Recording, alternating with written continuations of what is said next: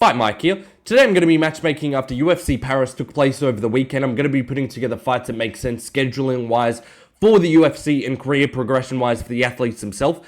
Starting off with the winner of the main event, Nassourdine Imavov.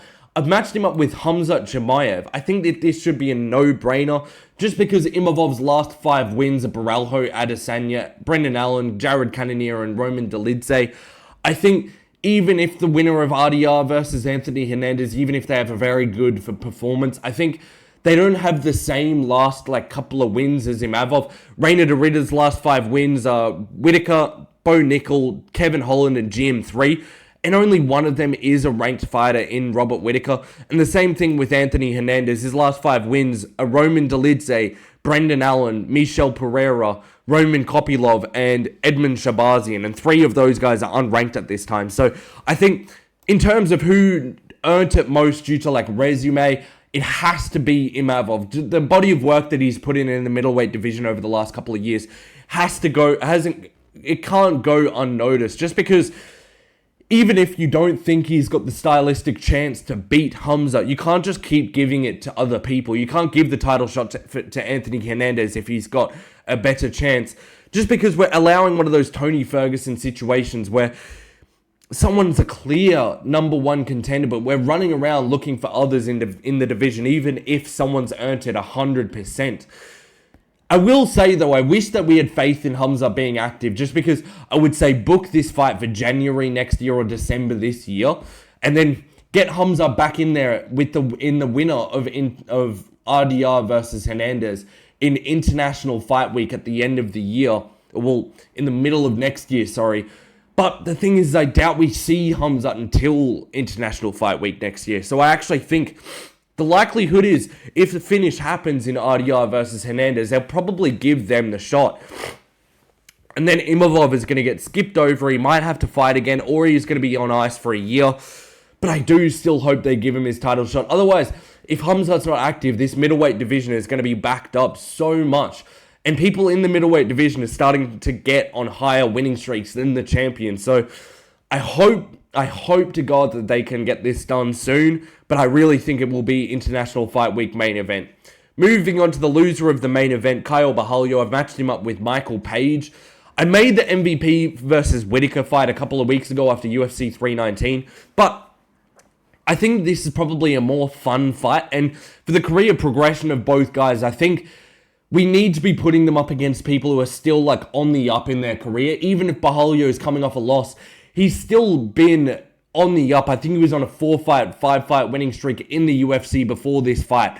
And we can't just throw him back into the Robert Whitakers, the guys who are sort of on the down low. I think that this is the perfect fight to put together. Both of these guys, their last wins were Jared Cannonier, perfect common opponent. We saw that MVP and Borralho both had troubles with Cannonier, so we can see that they're around the same level. And I want to see how Caio's grappling can do against MVP, because we saw Caio got all of his takedowns sprawled easily by Imavov in their fight over the weekend. So I want to see if his grappling really is good enough to stifle an offense of a guy like MVP, a guy who doesn't really have the best grappling. And I think that we need to see how MVP's offense goes against someone with better grappling than him, or better grappling than a striker in Jared Cannonier.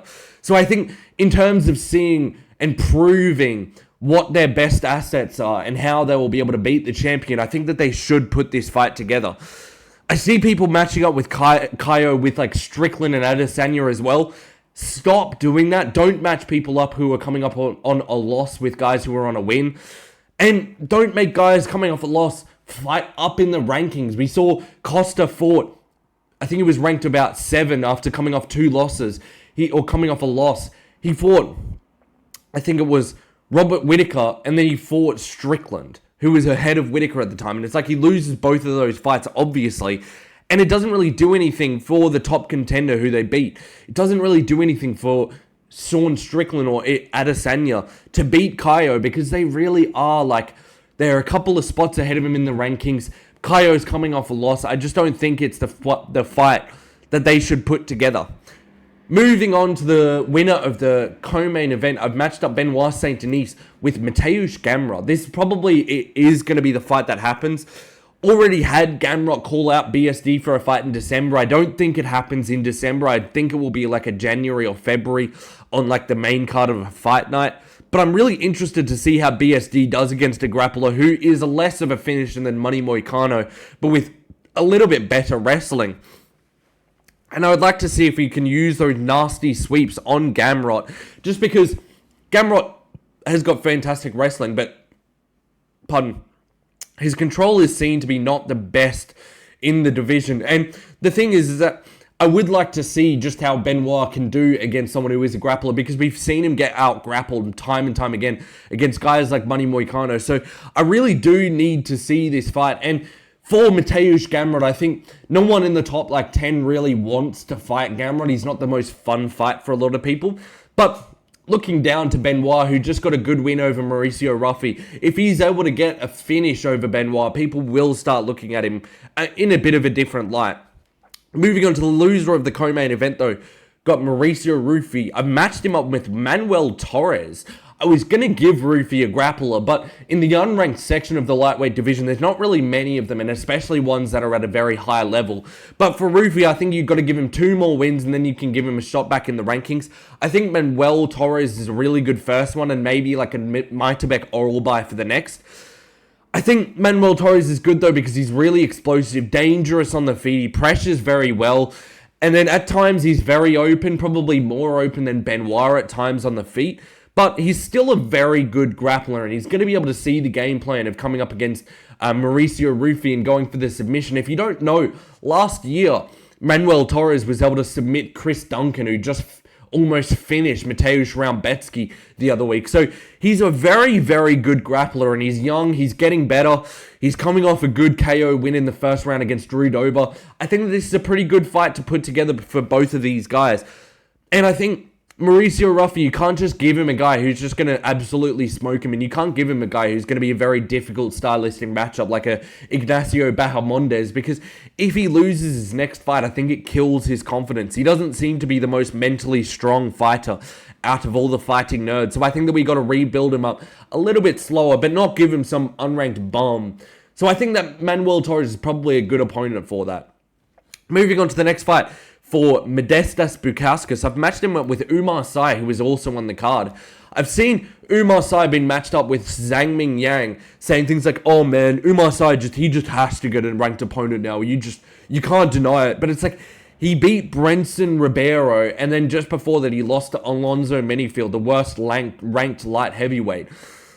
And the thing is that people talk about Bukauskas the same way. Like, bro, he's on a 4-fight winning streak. He's got to be ranked. But his 4 wins are probably the worst light heavyweights in the division, bar one. Paul Craig, Ion Cutelaba. Cutelaba is very good. Rafael Cuquera and Marcin Prachnio. But that Cutelaba fight was razor close. And to be honest, Prachnio's bottom feeder, Rafael Cuquera's bottom feeder, he's only ever lost in the UFC. I think he's coming off 3 losses, 2 by KO. Paul Craig, I think he's 1-7 or 1-6 in his last 7 fights. So these guys, it's the perfect time. Put them up against each other. They're both prospects in their own right. We can kind of see who's the fraud of the both.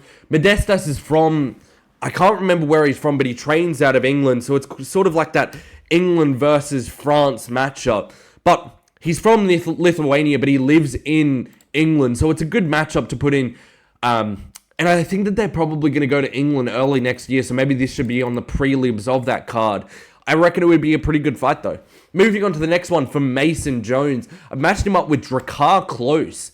I wanted to give Mason Jones someone close to the rankings, and Drakkar's probably the perfect fighter, because he kind of reminds me of a Mason Jones without the finishing potential. And the thing is that people shit on Drakkar Klose, because he's been finished comedically a couple of times, like the Vinil Dariush finish, the Joel Alvarez finish. Like, he doesn't look good when he's finished, but he's looked pretty good in his last few fights, especially since the Benil Dariush fight. He's been 5-1 since 2020, probably sitting at like the 20 to 30 section of the unranked lightweights.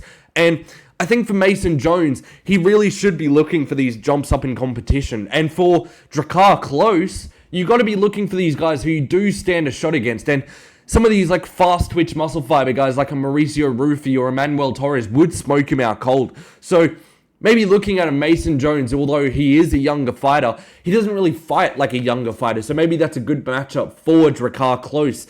And the thing is, for Drakkar, he's going to be given like Ignacio Bahamondes, he's going to be given Esteban Ribovic, like some of these difficult fighters, young killers. But Mason does fight like an older fighter.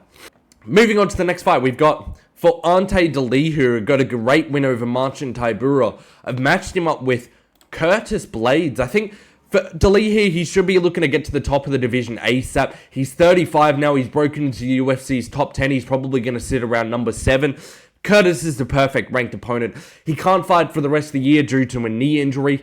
And the thing is, for Blades, he's fought so many guys in the rankings that he's just going to be fighting rematches if he does come back. He'll be fighting a Jailton Almeida rematch if Almeida loses to Volkov. He'll be fighting an Alexander Volkov off a loss to Almeida. He'll be fighting maybe a rematch with Sergey Pavlovich. And the thing is that he's 2-2 in his last 4, so I can't really give him guys who are above him in the rankings. And his fight against Rizvan Kuniev, it was 50-50. You could give it either way, and Rizvan Kuniev is just a fat blob who doesn't really know how to fight. So I think this would be the best matchup for him. They're going to never give him anyone ranked up above him after his last performances, and likely he's going to draw a Derek Lewis rematch, which I don't think bodes well for him.